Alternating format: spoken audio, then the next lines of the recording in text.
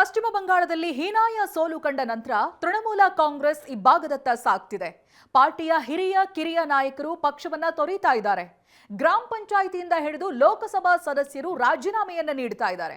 ಸದ್ಯ ಹರಿದಾಡ್ತಾ ಇರುವ ಸುದ್ದಿಯ ಪ್ರಕಾರ ಟಿಎಂಸಿ ಪಾರ್ಟಿಯು ಕಾಂಗ್ರೆಸ್ ಜೊತೆ ವಿಲೀನಗೊಳ್ಳುತ್ತೆ ಅಂತ ಹೇಳಲಾಗ್ತಾ ಇದೆ.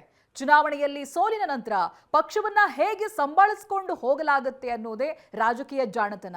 ಆದರೆ ಪಶ್ಚಿಮ ಬಂಗಾಳದ ವಿಧಾನಸಭಾ ಚುನಾವಣೆಯಲ್ಲಿ ದಯನೀಯವಾಗಿ ಸೋತ ನಂತರ ಮಮತಾ ಬ್ಯಾನರ್ಜಿ ನೇತೃತ್ವದ ಟಿಎಂಸಿ ಛಿದ್ರವಾಗ್ತಾ ಇದೆ. ಇದರ ಜೊತೆಗೆ ಪಕ್ಷದ ಅಸ್ತಿತ್ವದ ಬಗ್ಗೆ ದೊಡ್ಡ ಗುಲ್ಲು ರಾಷ್ಟ್ರ ರಾಜಕಾರಣದಲ್ಲಿ ಹರಡ್ತಾ ಇದೆ.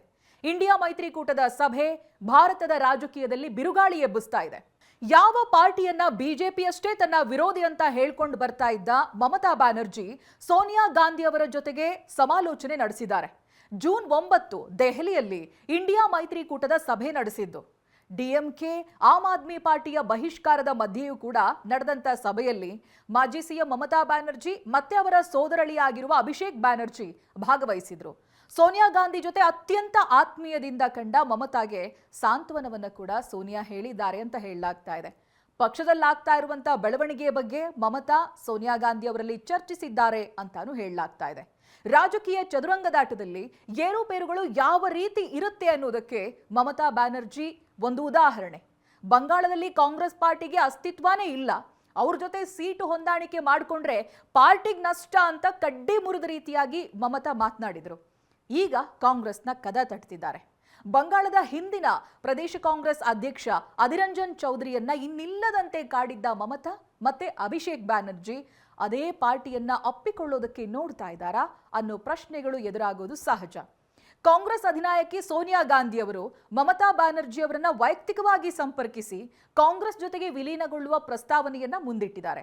ಜೊತೆಗೆ ಮಮತಾ ಬ್ಯಾನರ್ಜಿಗೆ ಉಪಾಧ್ಯಕ್ಷ ಸ್ಥಾನ ಮತ್ತೆ ಅಭಿಷೇಕ್ ಬ್ಯಾನರ್ಜಿಗೆ ಪ್ರಧಾನ ಕಾರ್ಯದರ್ಶಿ ಸ್ಥಾನದ ಆಫರ್ ಅನ್ನ ನೀಡಿದ್ದಾರೆ ಅಂತ ಹೇಳಲಾಗ್ತಾ ಇದೆ. ಸದ್ಯ ಬಂಗಾಳದ ರಾಜಕೀಯ ಮುನ್ನಡೀತಾ ಇರುವಂತ ರೀತಿ ನೋಡಿದ್ರೆ ತೃಣಮೂಲ ಕಾಂಗ್ರೆಸ್ ಕವಲುದಾರಿಯಲ್ಲಿ ಸಾಗ್ತಾ ಇರೋದು ಕಾಣುತ್ತೆ. 2 ದಿನಗಳಲ್ಲಿ ಮತ್ತಿಬ್ರು ರಾಜ್ಯಸಭಾ ಸದಸ್ಯರು ಟಿಎಂಸಿ ಪ್ರಾಥಮಿಕ ಸದಸ್ಯತ್ವಕ್ಕೆ ರಾಜೀನಾಮೆಯನ್ನು ನೀಡಿದ್ದಾರೆ. ಇವರ ರಾಜೀನಾಮೆ ಅಂಗೀಕಾರ ಕೂಡ ಆಗಿದೆ.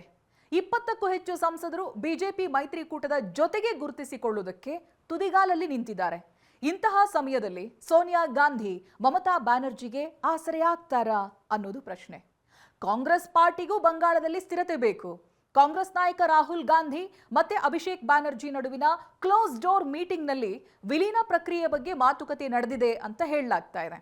ಜೊತೆಗೆ ಮಾತುಕತೆ ಸಕಾರಾತ್ಮಕವಾಗಿ ಸಾಗಿದೆ ಅಂತ ವರದಿಗಳು ಹೇಳ್ತಾ ಇವೆ. ಶುಕ್ರವಾರದ ಸಭೆ ನಂತರ ಹೈಕಮಾಂಡ್ ಮತ್ತು ದೀದಿ ಏನಂತಾರೆ ಕಾದು ನೋಡಬೇಕಿದೆ.